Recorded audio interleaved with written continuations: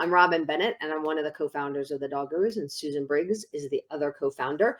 We live in two separate states, have never lived in the same state, actually. So I'm in Colorado, Susan's in Texas. And the Dog Gurus is a pet care business company that helps pet care businesses launch, grow, and profit. We help with business consulting services and we help with staff training services. So if you have any interest in learning more about that, you can check us out on our YouTube channel or our website, thedoggurus.com. So today we're going to talk about, like I said, building your support team. And we talk a lot about your staff, like your employees that are working with the dogs. But today we're going to switch gears a little bit and talk about your support team that is outside of those dog care experts that are working with you. And I will say to start with that one of the things I wish I had done sooner in my business, like when people go, if you had to do it again, what would you have done differently? Like the very first thing every single time I say is I would have outsourced sooner. I would have built my support team sooner because I held on to a lot of things for a long time that just added to my stress level. And once I started outsourcing them, I freed up my time and lowered my stress level. And a lot of times the money is what stops us. Like for me, I was like, I can't afford to hire a bookkeeper or an accountant or a virtual assistant to help me with this, that, or the other. But turns out when I put the money into that, I had more money to actually focus on my business and do revenue generating things for my business. So I know a lot, money comes up a lot, but I'll tell you, if you're hiring the right people, you're going to free up your time to actually get your business to make more money. So it ends up paying for itself. So that's what I would start with to begin with. So right off the bat, we have a question. So I'll Okay. pick this up real quick. So Gina said, do you have any recommendations for phone answering Hmm. services? They're so expensive. Do you want to talk a little bit about that, Susan? I have some ideas too. I don't have a lot of experience there, so I may be turning this over to you very quickly. But I think you may have to determine like how many hours a day or week you want someone to answer the phone, and then there could be different options for it. It may not necessarily be a full-time position. I think answering services are one, but you may be able to have a part-time outsourced employee that maybe answers phones and does something else. And determining what hours of coverage are minimal that you want, and could some calls be returned versus answered live. It depends on your business model. So since you have ideas, Robin, I'll let you jump. Yeah, I was going to go that same route. There's a couple options. One, the very first thing I would do is find some kind of answering system that allows you to direct people. So we use Ring Central at the Doggers. We use something called Ring Central for that. We're a virtual company. Ring Central can work in a physical location, but it can also work virtually. And what happens is if you call us, you'll get three choices. Either you want to know about you're new to us and you want to know about our products and services, or you want to know about billing, or you want to know about tech support. For us, those are the three big questions. So for a pet care business, I would be directing people to, if you're a new client and you want to learn about us, or you want to make a reservation or maybe change a reservation, or I don't even know if there would be another one. I probably would limit it to Maybe if your pet's currently with you and you want yeah, just that's true. update. Maybe if you have a question on a pet that's currently in our care boarding with us or something Yeah. like that. But you figure out what are the most common questions and you try to figure out what those buckets are. And then to Susan's point, you obviously want to return all those phone calls because you need to get answers to those people, but it's going to probably take longer to talk to a brand new client. So those people that are new and are trying to learn about your services, those are the ones that probably will take longer, where you might want to hire someone specifically to say during these hours you're going to return these phone calls, or maybe they answer live calls during their work hours too, but it might not be a full-time job. I also do think that can be a virtual position as well. So it can be someone that's working from home or working from somewhere else. Obviously, you have to train them on what your services are. And then maybe some of your regular front office staff do the calls for current clients that might not take as long. And some of those calls might actually even be able to be text. If somebody's calling and just wanting to, ask a quick question that you can answer via text, that might be just done by your front office staff. In terms of hiring people to actually do that, there's a lot of facilities that do hire a position called a reservation specialist. Sometimes people have other names for them, but it's basically someone who is in charge of making reservations and upselling to people who are calling and checking in with people who you haven't seen in a while. So all of those roles fall under that position of reservation specialist. And a good source, if you want to hire someone like that, would be Paramount Success Group, which we've worked with, Lori Davis. She does a lot of training for reservation specialists and has programs where she can help train your reservation specialist. So that's another option if you want to go more along the lines of hiring one dedicated person to do that. So hopefully that makes sense. And then Melody said, what are your recommendations on hiring a dedicated cleaning slash janitorial person? No matter how much I harp on it, my night staff and daycare staff aren't cleaning to my standards. I have mixed thoughts on that. I did not do that. I had the closing staff and opening staff each had responsibilities. So I worked it that way. On the other hand, I do know people who have hired cleaning staff. And I think if you can afford it, there's value in doing it only because you still have to make sure that they're trained and they are doing a good job. So you still have that responsibility of following through. But usually you're working with a supervisor who will then talk to the cleaning crew to tell them to increase their whatever they're doing, make it better or whatever. But if you can afford it, I think the value is then your staff spends more times with doing stuff for the dogs. So you can look at it that way, but you do have to make sure that you're pricing yourself in a way that's affordable. So I think it can work either way. I know people have done it successfully both ways. Did you hire anyone for that, Susan? Yeah, actually, it's an interesting story. Our very first hire outside of I had two business partners. Our first hire was a high school girl that would come in and watch our play groups in after high school. So from 3 to 6:30 or whatever. And we ended up with hiring her whole family. Like the dad would come in and the mom and clean, and they did do our cleaning at first, and then they started doing some overnights for us. So it was like their whole family adopted us, is what we felt like. So initially, we did pay them a set fee to come in the evenings and do the cleaning, which was a huge help, and they did a great job. And I think for either case, you're going to have to really, and maybe you use like your iPhone, and you have to explain to people what your cleaning standards are, because people don't understand that. And sometimes doing a quick video or pictures is helpful. And I think you'll need that whether you're doing a service or getting your employees to clean to standards. But either way can work. It depends on what other duties like your night staff have. If they don't have a lot of other duties and they have hours there where they could be cleaning, I would focus on communicating what your cleaning standards are and getting them to do the job better. If they're busy with the dogs, like Robin said, and you have to pay them for the dogs, and there's a lot of investment and training that goes on, then supplementing with someone who can clean, and that's their specialty, is another option. Yeah, and I would look when we did our cleaning, I basically told my staff, here's your hours are until seven at the time it was 7 o'clock. And I expected all of their work, including the cleaning, to be done at 7. If they took longer, I didn't pay them for that. So consequently, because of that, they always got done by 7. But I do know places where they are too busy and they don't get all the cleaning done. And then now you're paying potentially overtime, or you're just paying extra hours that you didn't budget for your staff to do a better job cleaning. And if that's the case, then hiring someone may actually be more cost effective.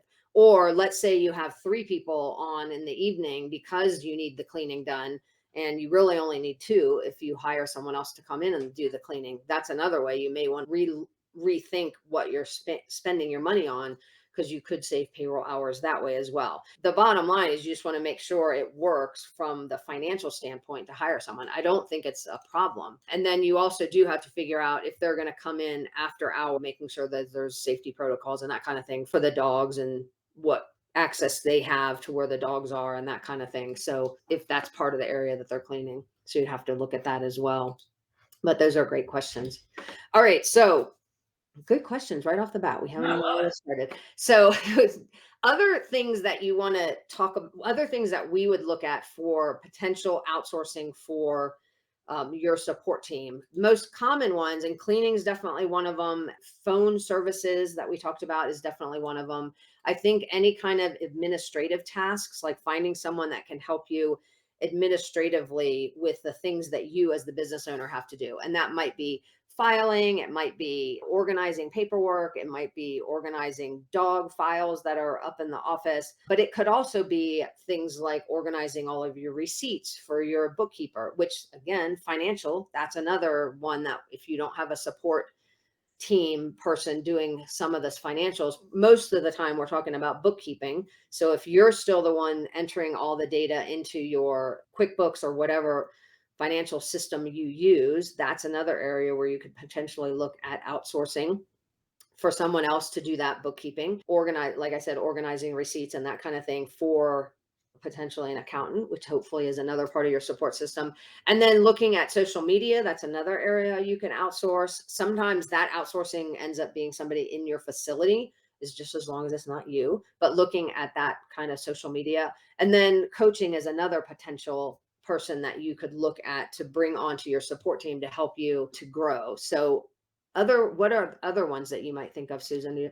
Those are the Look three. all the easy ones right there. Those are all the ones I had in the support in the Oh, okay. email. Well, your support team beyond which we think about, your bookkeeper will do the daily books and all the entry. You're going to need an accountant or tax person to help with filing taxes and having a tax strategy. I think attorney, and you may not use an attorney a lot, but having a relationship with an attorney is important in case there is something that comes up, because we've talked to people that don't have an attorney on staff that may need to look at contracts or something that can come up. So I would have a relationship with an attorney and consider them part of my support team.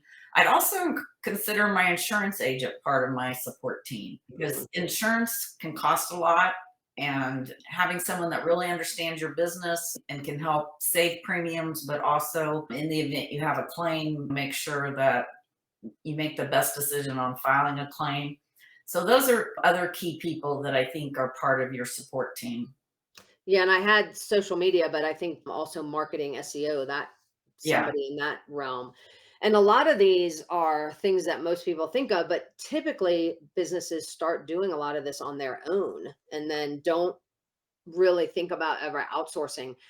The other thing I would throw out there is virtual support. So obviously the Doggers is a virtual company. We always have been. So we are very familiar with the virtual environment and we're using virtual assistants like long before COVID, long before people really thought a lot about virtual assistants. But there are so many, and we've had great success with them.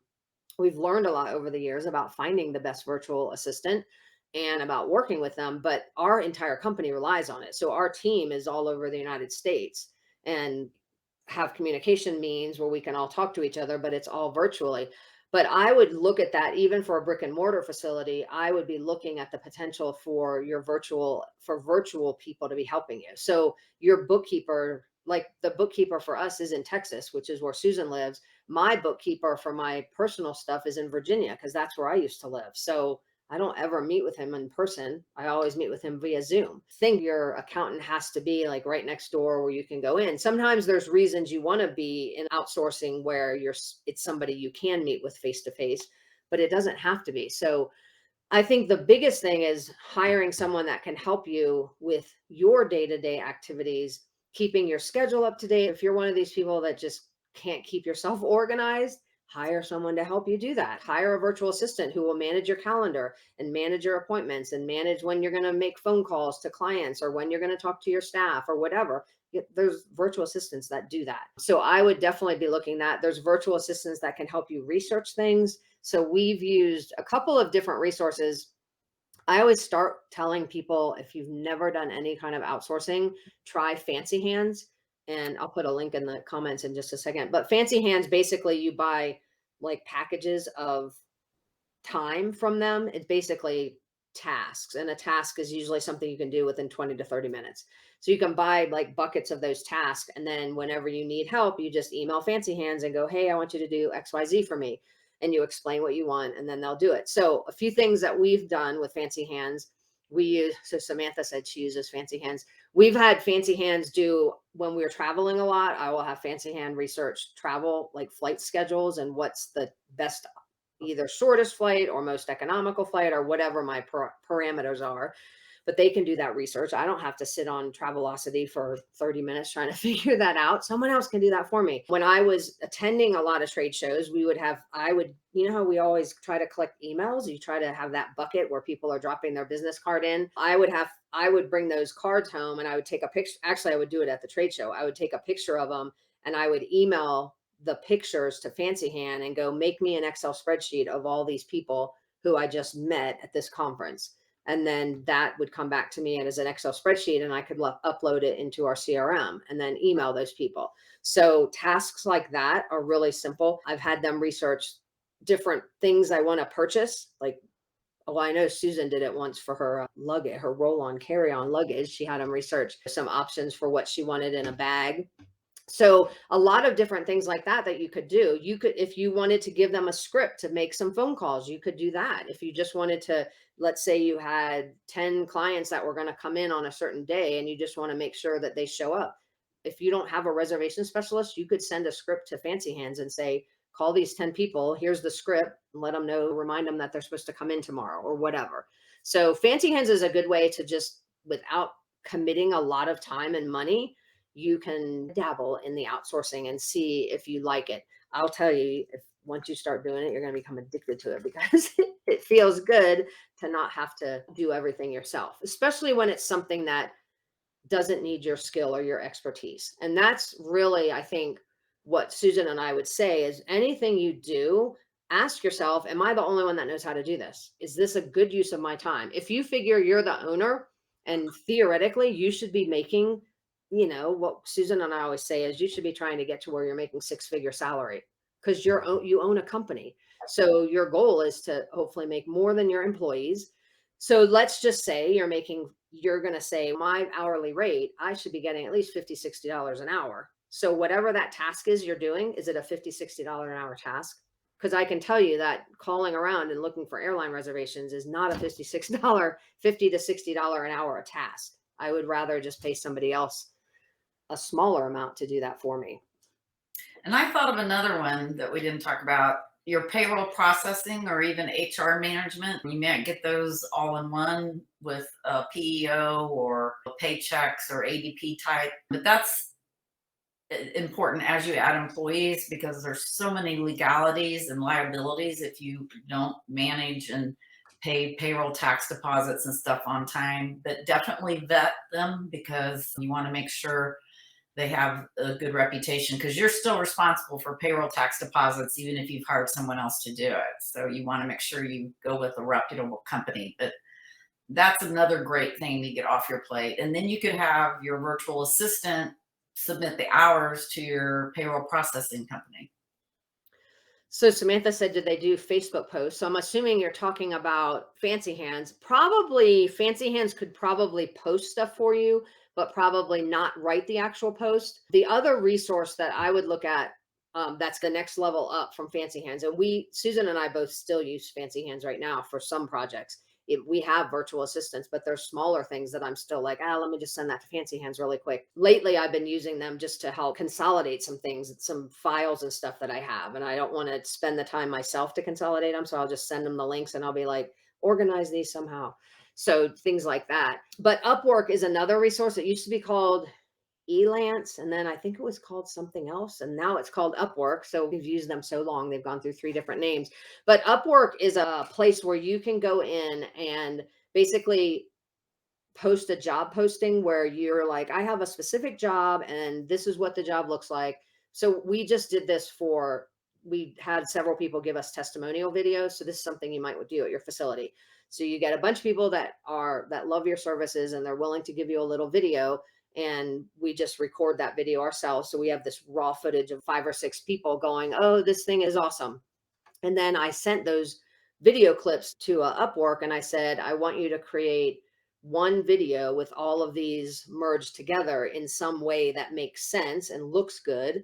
And I want our logo on it, and I want some music in the background, and I want this on the starting page, and at the end, I want our website. And then I just say, I'll pay whatever I want to pay. Like you set your own budget. And you could also just have them recommend what they're going to charge too. But I usually set a budget And then you'll get a bunch of people that will bid on that job posting, and then you can go in there and look for whoever you want to pick. What I typically do is I will select people that have a, it's like Amazon where everybody's been rated. So I usually will pick someone that has a really good rating, like 90 to 100% usually.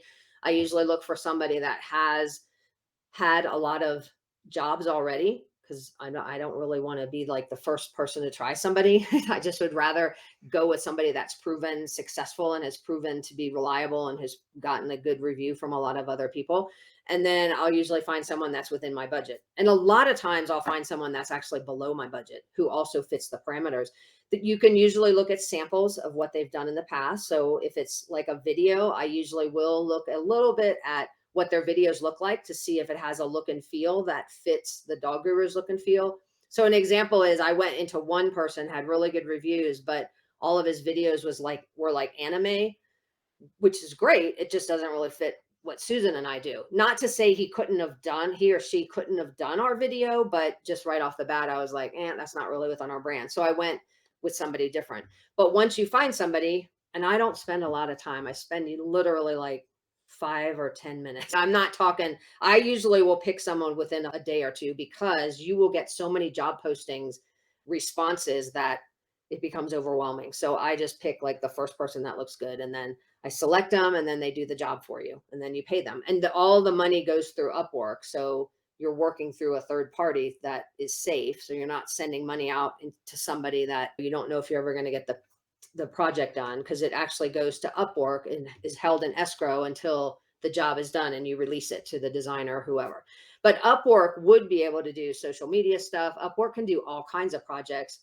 And with what we have Upwork do almost all of our PDFs. If we want a PDF to look nice, we send it to Upwork. And for that, now we just use the same designer. Like we found a designer a couple years ago and we use her all the time. We just go back to her directly and go, hey, here's another project. It's still all through Upwork, but she just charges us hourly. So Upwork is one resource, Samantha, I would look for if you're looking for somebody specifically. You still are going to have to give them guidance, but they could probably do some of that for you as well.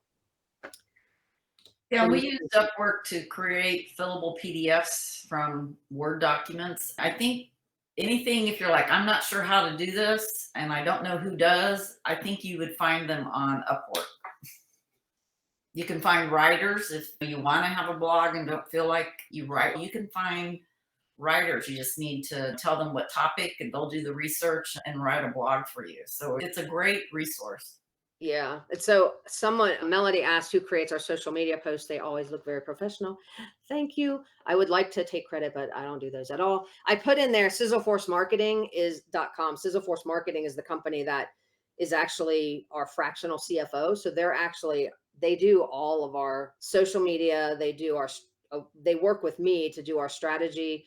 They work with the Dog Guru's website, Dog Guru's Instagram, Dog Guru's Facebook page, and then also Roughly Speaking, which is our newer website for pet parents. So they help us with that as well. But I give them the direction in terms of what I want them to focus on a very broad level. And that's usually based on what promotions we have coming up or holidays we have coming up. And then the rest they fill in on their own, and they just find things that meet with our approval. And then they used to just send me everything every month and I would approve it, but I don't even do that anymore. They just run with it. And if I don't like something, I'll let them know, but most of the time they do a great job. So they manage all of that separately, which works well because for us, it's a more comprehensive solution that goes over all of our social media and marketing channels. So they're aware of, I had to train myself to tell them all the things that we're doing. That's the biggest thing I think even for me, it was hard. I would be like, Susan and I would be over here doing this. And then the marketing people were like, do you have anything coming up? And I'm like, no. Oh yeah, we have this whole live event. I forgot to tell you about. So you really have to work with your team, your support team, to make sure they're aware of everything that's going on and learning how to do all that communication so that they can help you. But definitely looking at some type of social media agency can be an option too. The thing you want to make sure of is that you have some metrics to know that what they're doing for you is valuable and is effective from a return on investment kind of standpoint. And some of that return on investment, like I said before, might be the time that you're now freed up to do other things. So you want don't discount that as well, just getting stuff off your plate. Yeah, So and you got to have Samantha said I clarity. was looking for a virtual HR department, but I wasn't sure exactly what they did. So we're going to talk about PEOs. Yeah, PEOs will most of the time do your payroll processing, but also provide support to your employees. They can help you with benefits. They can also support you with employee issues that come up as far as if you have unemployment claims, they'll usually represent you on those. They can also have resources available if you have employees that need support that's outside of work, either counseling or other resources. And so they basically take the payroll and that HR support role. They'll provide your employee handbook based on what they do. So it's a great solution, or you can split them up. I know one of our TN members actually has a separate HR resource that they work with, and then they use like paychecks for payroll processing. And the PEO kind of encompasses everything. So there's different routes to go. I know like ADP at different levels, you can sign up for different amount of things to be included. So I would, again, you could have fancy hands research options, and then you could talk to the options that you best like that they found. That would be a way to go about finding someone to provide that support. So another two other outsourcing options I'll talk about really quick. One, I just put Harmony Virtual Assistants in there.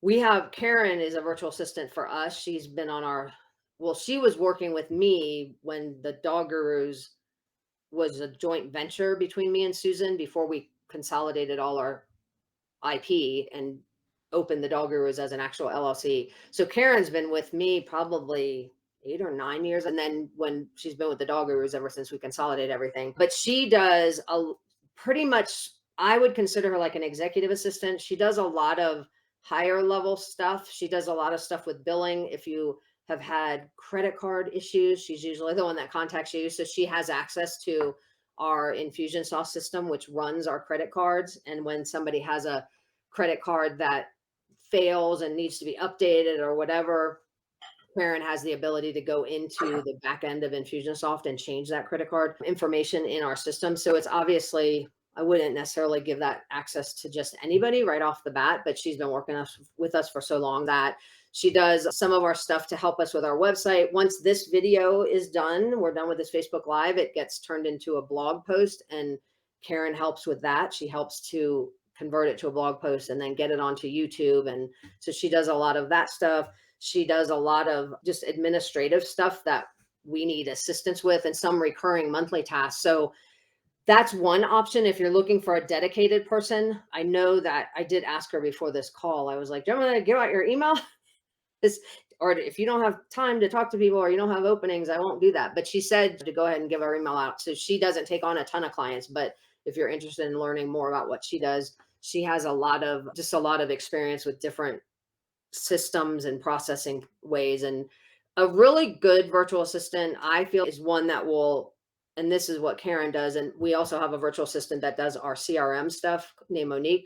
Both of them really are the ones that come back and are like, hey, you're doing it this way. This other way would be way better.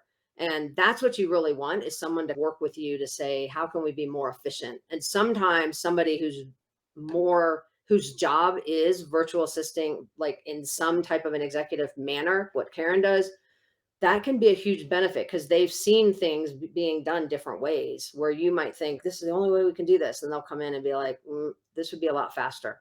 So that's a really big benefit, is making sure that whoever you hire, you make sure that you give them permission to give you ideas for how to change things. Because you want someone that'll help you to make things better overall, not just necessarily do everything you tell them. Obviously, you want that, but you also want them to feel free to talk to you about how things can be a little bit better. And then do you want to talk about Belay, Susan? Because I'm going to go grab that link Okay. too.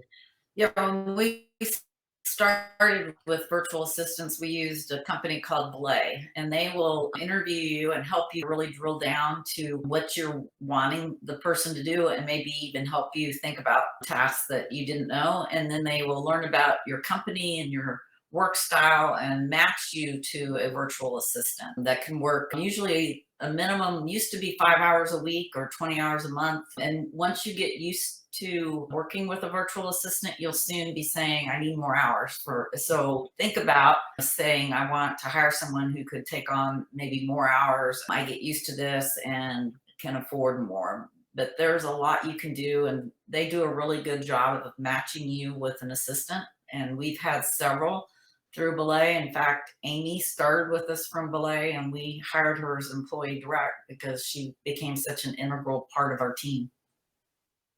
Yeah. So I would say the great thing about Belay is they do the hiring and firing of your virtual assistant for you. So if you don't want to, if you're trying to figure out, I don't really know what I need and I don't know what I'm supposed to be looking for, especially if it's a more technical kind of skill, they are really good about walking. Their whole onboarding process is really good because they'll walk you through like, what do you really need, and try to match you with the best person. So that's the nice thing about Belay. The downside is, if you really like your person, which is what happened with Amy, we loved Amy. We wanted her more hours. We ended up having to buy her out of Belay. So in the long run, that still worked out great for us, but and she still works with us. So if you've ever emailed our support system, Amy's most of the time the person you'll hear back from through that. And so she started out with Belay, and then we ended up bringing her on as an employee later.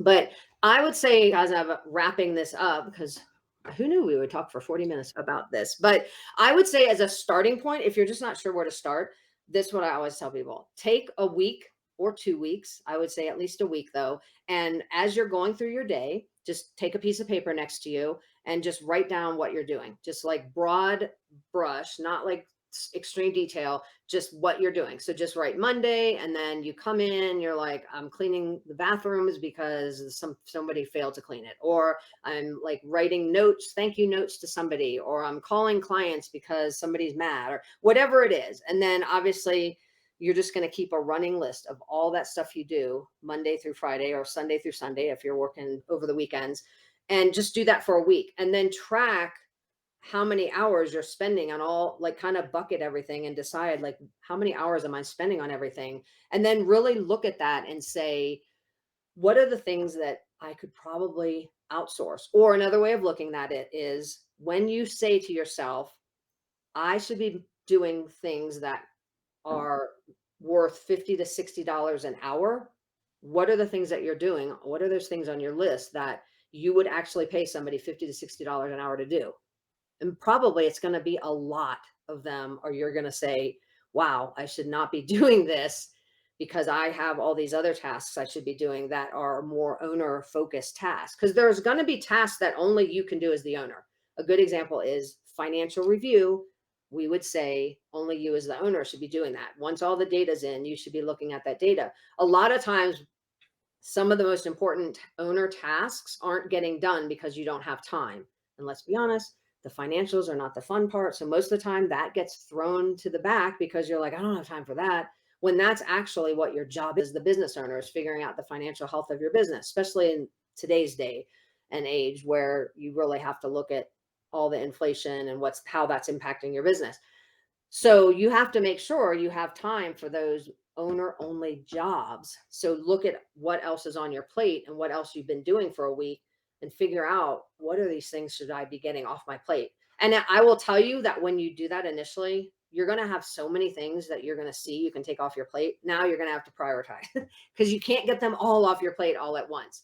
But figure out, where can you add value to your business by hiring someone to take some of those duties away from you. And then you just start slowly slicing away at that list and start giving things away a little bit at a time until you eventually have those things off your plate completely. But the starting point is to figure out, what do you need help doing? And the best way to do that is just look at what you do every week and what you can start getting off your plate. Any other It's thoughts on very that, Susan? No, it's just very freeing to focus your time on the things that move the business forward and that you enjoy doing, and then giving other people the opportunity to be better in their roles and what they do as a specialty. So I agree with you. I didn't do this enough when I had my pet business. Yeah, this is the number one thing I wish I would have done sooner, was to get some of that stuff that I hung on to for so long. And a lot of times I hung on to it because I thought I was really good at it. And the joke that Susan and I always say is we used to do all of our own handouts and we thought we were pretty good at it. Like we could do things, we had fancy software and we were like, oh, well, look how cool we are. And then we hired Upwork to do one of them. And we were like, "Oh my gosh," it was night and day how much better they were at it. When you actually hire someone whose job is creative design, we were like, "Okay, we suck at this." Like as good as we weren't even close to how good somebody else was that is actually trained in it. So that was the humbling experience where we were like, "We need to not do as much of this stuff as we thought we were doing because we thought we were pretty good at it." It's just way better to get somebody that's actually trained in that. And then, like I said, it frees you up to do more of what the business owner should be doing, which is to make sure your business is growing. So that whole idea of working in on your business instead of in your business. But so many people don't have time for that. And the reason is because they don't outsource and delegate stuff. I actually just saw a quote. I wish I'd have copied it now, but on Facebook by Michael Hyatt about the fact that if you don't delegate things, then you'll never be a really successful business owner, which I thought was interesting because it's true. You just can't get everything done that needs to be done. And the bigger your business grows, the more you have to delegate, or you never bust through that ceiling where you can actually work on your business and help it to grow. So hopefully some of these ideas help.